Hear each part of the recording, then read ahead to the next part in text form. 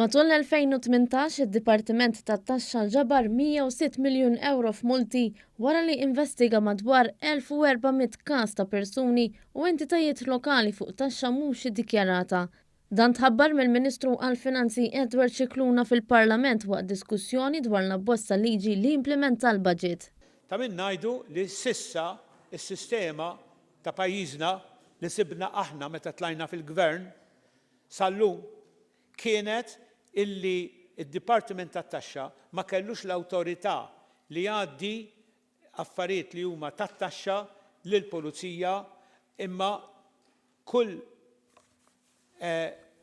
offense fuq taxxa jew evażjoni tat-taxxa kienet tkun id-Dipartiment li jieħu l-azzjoni u jiċċarġja u jagħti l-pieni fuq dawn il-każi. Huwa qal li l-investigazzjonijiet marbuta mal-karti tal-Panama u Swiss Leaks waslu biex jinġabru mal-10 miljun u 600,000 euro. Huwa żied jgħid li sittax-il każ mill-237 każ marbuta mal-karti tal-Panama għadhom qed jiġu investigati.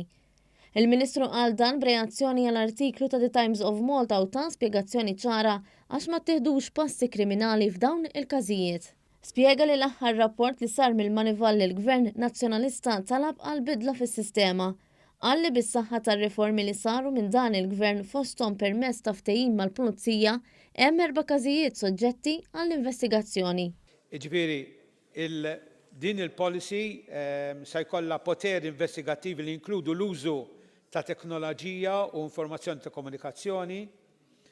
Fil-fatt ġie ffirmat MOU bejn il-Pulizija u id-Dipartiment tat-Taxxa illi millum il-qudiem jkunu jistgħu jgħaddulhom informazzjoni kemm hi konfidenzjali għal raġunijiet biex jittieħdu passi kriminali kontra dawn l-individwi.